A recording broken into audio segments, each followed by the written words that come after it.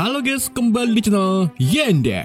Di video kali ini saya akan merangkum alur cerita film Robocop yang dirilis pada tahun 2014. Disutradai oleh Josh Padilha dan diproduksi oleh Columbia Pictures.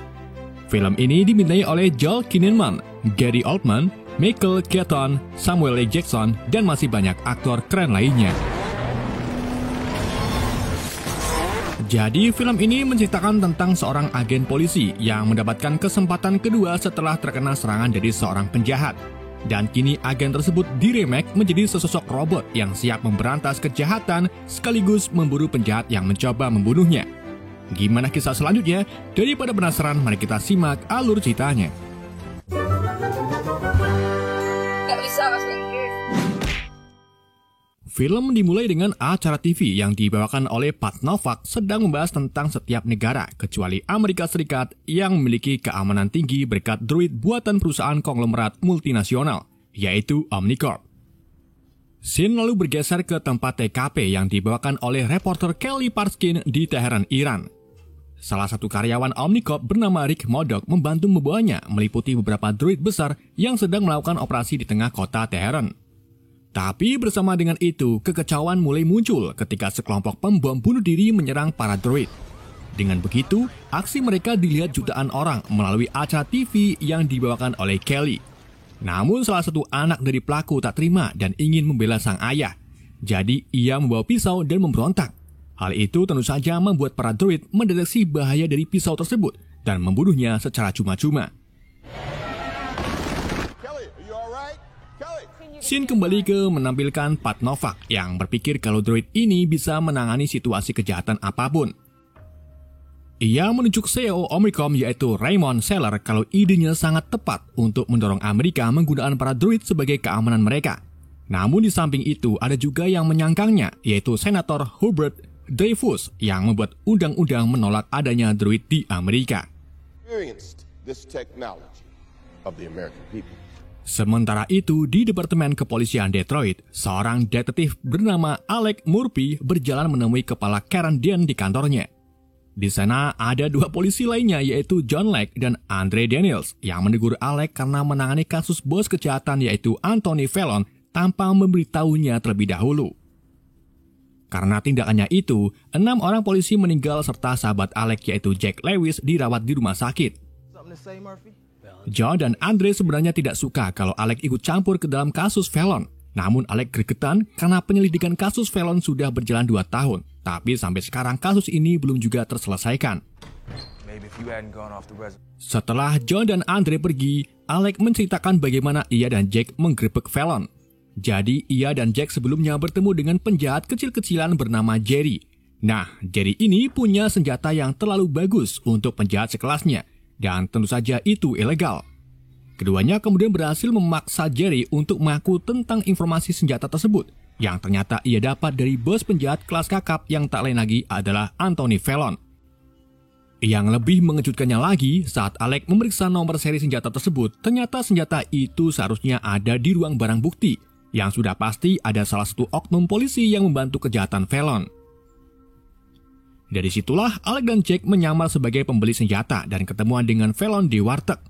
Namun sayangnya penyamarannya itu kebongkar yang pada akhirnya terjadilah baku tembak antara anak buah Fallon dan Alec dan Jack.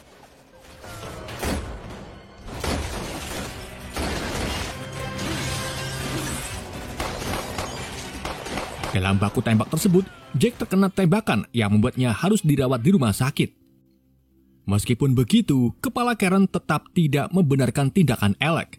Seolah-olah kasus Fallon susah untuk diselesaikan. Di tempat lain yaitu di Washington DC, Raymond membuat pertemuan dengan Senator Dreyfus untuk membahas tentang penggunaan droid Omnicom di Amerika. Sebagai penegak hukum yang adil, Dreyfus berpendapat kalau para robot itu tidak mempunyai perasaan layaknya manusia. Dan bayangkan saja, jika para robot tidak bisa membedakan mana yang benar dan mana yang salah, maka bisa saja mereka membunuh anak-anak kecil di jalanan. Raymond kemudian kembali ke kantornya dan bertemu dengan tim pemasarannya yaitu Liz Klein dan Tom Poppy. Mereka menyadari kekurangannya itu dan berpikir bahwa sebagian warga Amerika tidak menyetujui tentang adanya robot yang memenuhi jalanan. Jadi Raymond pun mengusulkan untuk memasukkan manusia ke dalam mesin robot agar robotnya bisa diterima di masyarakat AS. Di sisi lain, tepatnya di pusat rehabilitas Omnicom, Dr. Dennett Norton dan asistennya yaitu Kim sedang merawat seorang pria yang lengannya diganti dengan robotik. Dr. Dennett lalu dipanggil oleh Raymond untuk berdiskusikan tentang kerjasama membuat manusia robot. Raymond juga mengiming-imingi Dennett penghasilan yang besar jika proyek kerjasama ini berhasil. Setelah Dr. Dennett setuju, mereka meninjau para pasien amputasi yang berpotensial menjadi man in a making. Namun Dr. Dennett dan Raymond merasa tidak cocok dengan mereka, semua karena masalah bentuk fisik ataupun reputasi mereka. Sementara itu, di sisi lain, kini terungkap oknum polisi yang bekerja sama dengan Fallon. Mereka adalah John dan Andre. Keduanya menemui Fallon di sebuah bar, di mana John memberitahu Fallon kalau kita tidak bisa menyuap Alec untuk menutupi kasusnya. John pun mempunyai rencana, yaitu menyuruh anak buah Fallon untuk membunuh Alec. Fallon awalnya keberatan, tetapi setelah John mengatakan kalau dirinya dan kepala Darren lah yang akan menangani kasus kematian Alec, Fallon pun akhirnya setuju. Sore harinya saat Alec sedang menjenguk Jack di rumah sakit, salah satu anak buah Fallon diam-diam memasang bom di roda samping mobil Alec. Tak lama kemudian, Alec pulang ke rumahnya. Ia bertemu dengan sang istri yang bernama Clara dan putranya yang berusia 10 tahun bernama David. Di tengah malam saat Alec hendak bermain ludo bersama istrinya, alarm mobil Alec tiba-tiba berbunyi. Ia pun terpaksa keluar dari rumah untuk mematikannya. Namun tanpa disadari ternyata itu jebakan. Dan tepat saat Alec ingin mematikan alarmnya, mobil tiba-tiba meledak yang membuatnya terluka parah. Setelah kejadian itu, Clara dipertemukan dengan Dr. Dennett dan timnya. Mereka menjelaskan tentang kondisi Alec yang kedua kakinya dan satu tangannya harus diamputasi. Satu matanya juga buta dan mungkin juga akan tuli. Para tim lalu melihat kalau Alec kandidat yang sempurna untuk dijadikan man in a making. Jadi mereka mulai membujuk Clara agar mau memberikan suaminya kesempatan kedua. 3 bulan kemudian, Alec berada di sebuah pesta bersama Clara, Jack dan istrinya. Mereka terlihat sedang menikmati pesta sambil diiringi lagu campur sari. Tapi ternyata itu hanyalah kenangan yang dilihat oleh Dr. Dennett dan Kim saat memberi sentuhan terakhir pada setelan mekanik yang ada pada tubuh Alec. Mereka lalu membangunkan Alec yang kini memiliki tampilan yang berbeda. Melihat tubuhnya dipenuhi besi mekanik, Alec pun shock sambil mencekik Dr. Dennett dan kemudian berlari keluar dari gedung fasilitas yang membuat Dr. Dennett terpaksa mematikan sistem yang ada pada tubuh Alec.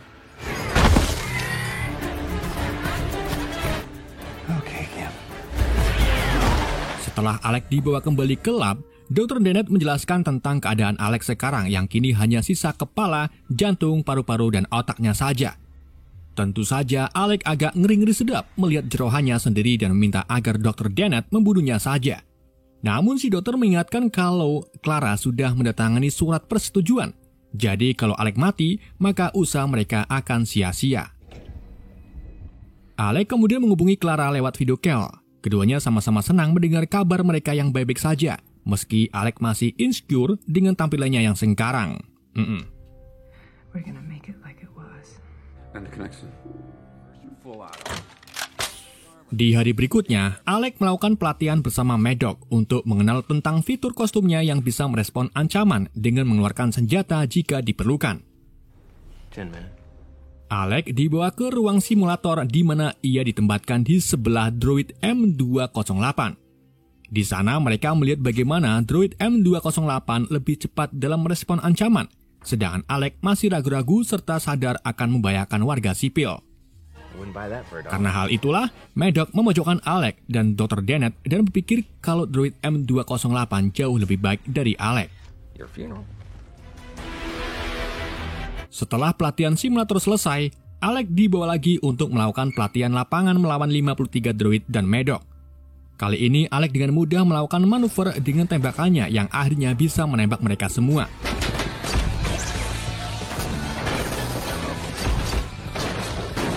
Pelatihan itu juga diamati oleh Dr. Dennett, Klein, dan Raymond.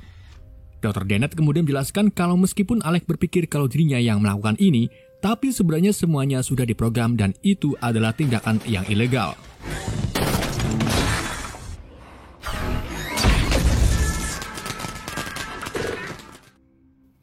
Selesai pelatihan, Dennett mengantarkan Alex ke rumahnya untuk menemui istri dan anaknya setelah sekian lama tidak bertemu. Meskipun Clara dan David agak terkejut dengan tampilan Alex, tetapi mereka tetap menerimanya.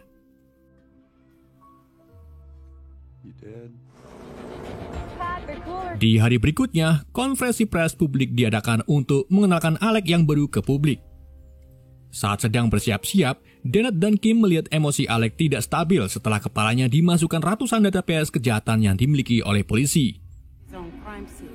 Tepat saat ia melihat kasus percobaan pembunuhannya, Alex mulai kewalahan dan kejang-kejang. Dikarenakan acara akan segera dimulai, Klein dan Poppy pun dengan tegas menyuruh Dennett untuk cepat-cepat mencari solusi. Dan dalam hitungan menit, Dennett dan Kim memutuskan untuk menurunkan tingkat emosional Alex dengan memutar rekaman percobaan pembunuhan secara berulang-ulang. Hal itu ternyata malah membuat Alex kehilangan rasa simpatinya. I feel fine, Dr. Norton. Alex lalu dibawa ke depan publik, melewati Clara, David, dan Jack tanpa menyapanya. Saat ia berdiri di depan orang-orang, Alex mulai memindai wajah semua orang, sampai akhirnya ia menemukan salah satu pelaku kejahatan bernama Thomas King yang berdiri di antara kerumunan. Dan saat King mau kabur, Alex langsung melompat ke arahnya dan menembaknya dari belakang yang akhirnya ia pun tertangkap.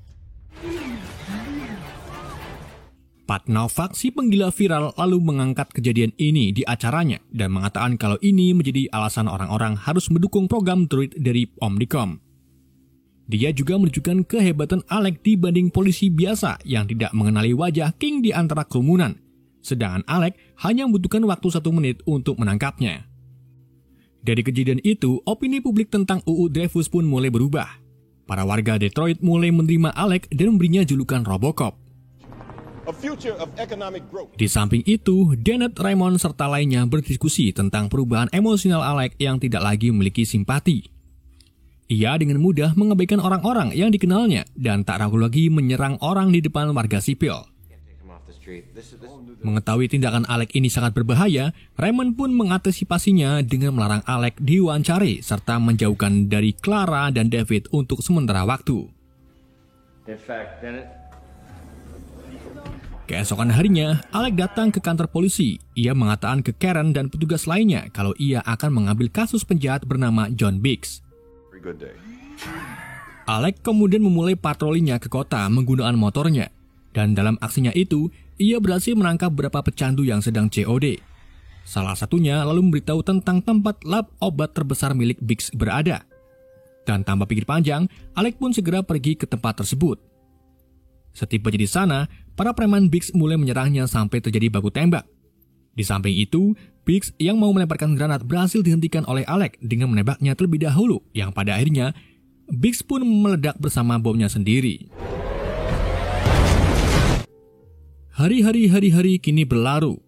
Aksi Alex memberantas kejahatan juga semakin disukai oleh para warga. Sampai di suatu hari, Clara menghentikan Alex di jalanan dan mengungkapkan kalau David kini trauma serta mengalami mimpi buruk sejak kejadian di konferensi pers. Namun Alex malah mengabaikan curhatan istrinya itu. Meskipun begitu, Alex diam-diam mengakses rekaman CCTV yang memperlihatkan Clara dan David dikejar-kejar oleh wartawan.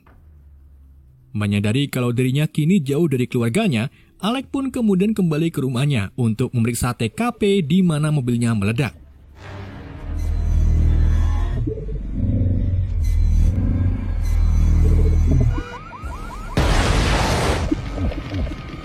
Ia juga meninjau CCTV di sekitarnya yang membuatnya kecewa karena melihat David menyaksikan tubuhnya terbakar, yang akhirnya meninggalkan rasa tertekan pada David.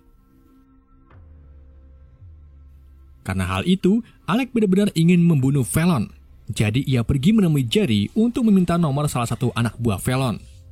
Awalnya Jerry menolak, tapi setelah Alex mematahkan tangannya, Jerry langsung memberitahu tentang identitas supir Fallon. Alex kemudian berhasil melacaknya dan menemukan gudang di mana Fallon berada. Kedatangan Alex itu dengan cepat diketahui oleh Fallon. Bos kejahatan beserta anak buahnya itu pun langsung mempersiapkan senjatanya dan mematikan semua lampu untuk menghadapi Alex. Tepat saat Alec tiba, mereka langsung menembaki Alec dengan brutal. Alec pun tak tinggal diam. Ia juga mulai menembak balik mereka, dan dengan waktu yang sangat singkat, ia berhasil membunuh Fallon serta semua anak buahnya.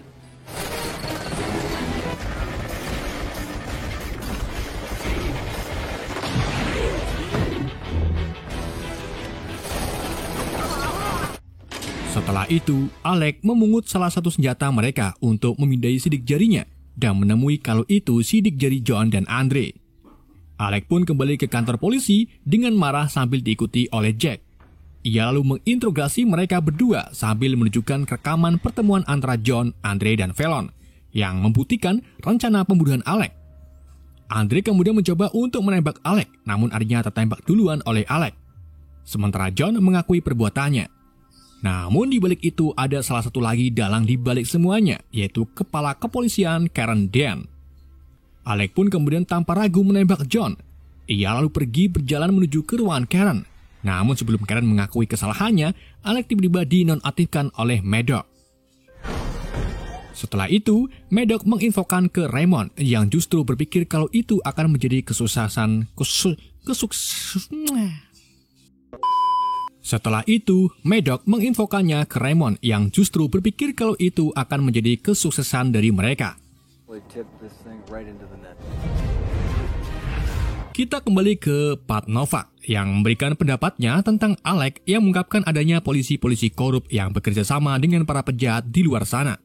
Hal itu menandakan kalau robot jauh lebih baik daripada manusia. Sementara itu, Glenn memberikan pernyataan ke publik kalau Alec dalam kondisi kritis. Raymond, Maddox, Glenn, dan Poppy lalu bertemu untuk membicarakan kondisi Alec. Raymond lalu memutuskan menggunakan kondisi Alec untuk menarik simpati orang-orang. Bayangkan saja jika pahlawan yang kita bangga-banggakan mati dalam tugasnya. Pasti banyak orang yang akan membahasnya dan mengasihi nasib pahlawan tersebut. Selain itu, berita TV juga mengumumkan kalau Undang-Undang Dreyfus kini dicabut. Serta ada juga kesaksian Clara yang dilarang oleh Omicron untuk menemui suaminya. Tak lama kemudian, Raymond mengirim Maddox serta tentara bayaran untuk membunuh Alec. Sedangkan Glenn pergi menjemput Claire dan David untuk membawanya ke hadapan Raymond. Sesampainya di markas Omnicorp, Raymond mengatakan ke Clara kalau Alec sudah meninggal karena luka-lukanya. Sementara itu, Dr. Dennett dan Kim membangunkan paksa Alec untuk memperingatinya kalau dirinya kini sedang diburu para tentara bayaran suruhan Raymond. Alec pun langsung bangun dan mengendarai motornya untuk menuju ke Raymond. Di samping itu, Dr. Dennett sebelumnya sudah menghubungi Jack. Jadi sekarang Jack serta tim SWAT lainnya datang untuk membantu Alec.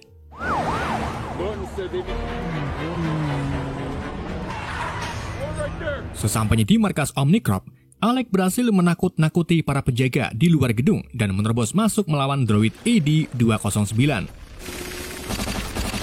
Alec dan droid-droid itu lalu masuk ke dalam pertempuran saling tembak. Di tengah pertempuran, salah satu droid terjatuh dari ketinggian dan menimpa tangan Alec. Di saat itulah, droid-droid lain muncul lebih banyak yang ingin menyerang Alec. Ia pun meraih senjatanya dan mulai menembaki tangannya agar bisa lolos. Namun droid lain terus menembakinya sampai Alec terjatuh. Bersamaan dengan itu muncullah Jack dan timnya. Ia langsung berlari mengadangi droid-droid itu agar memberi Alec waktu untuk kabur. Saat Alec berhasil kabur, ia malah ditemukan oleh Maddox dan anak buahnya. Keduanya menggunakan gelang aset merah yang membuat Alec tak bisa menembaknya.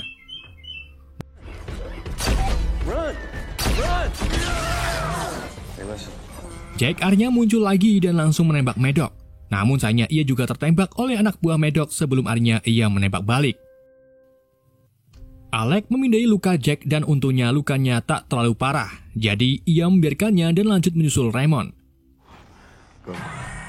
Alec kini berhasil mencapai atap gedung, sementara Raymond sedang menunggu helikopter.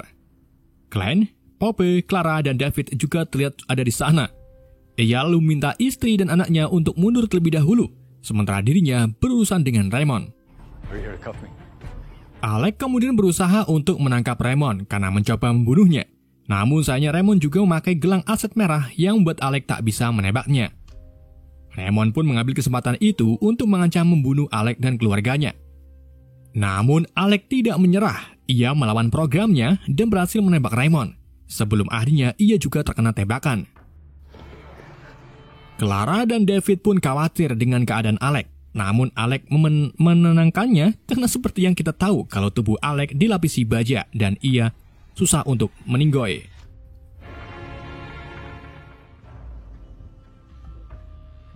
Beberapa hari kemudian, Alec diberi setelan baru yang sudah diperbaiki oleh Dr. Dennett. Ia diamati oleh istri dan anaknya. Di adegan terakhir, kita melihat Pat Novak yang memberitakan tentang Undang-Undang Dreyfus kembali disahkan oleh Pak Presiden. Meskipun begitu, Novak tetap mendukung para robot-robot serta memuji usaha Raymond dan malah melemparkan kesalahannya ke Dr. Dennett. Lalu saat penutupan acara, Novak menyuruh para pemirsa untuk tetap mendukung program robot tersebut. Film pun berakhir. I'm Pat Novak. Oke, itulah alur cerita film Robocop. Mohon maaf jika ada kesalahan dalam penyebutan, dan mohon maaf jika pembawaan saya masih terbata-bata. Sekian dari YND, wassalamualaikum warahmatullahi wabarakatuh.